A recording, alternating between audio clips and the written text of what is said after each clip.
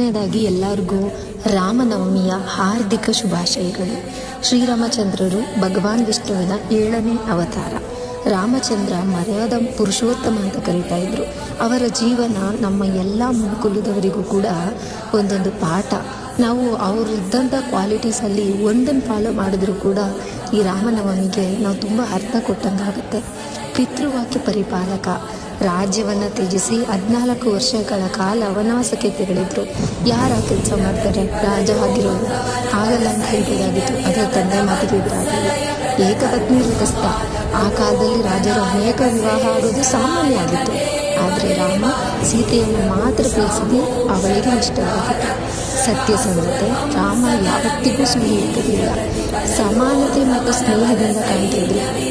ಶಬರಿ ಕೊಟ್ಟಂಥ ವ್ಯಂಜನ ಹಣ್ಣುಗಳನ್ನ ತಿಂದಿದ್ರು. ಹಾಗೆ ವಾನರ ಸೈನ್ಯವಾದ ಸುಗ್ರೀವ ಹನುಮಂತರ ಜೊತೆಗೆ ಕಾಡನ್ನು ಸೈನ್ಯ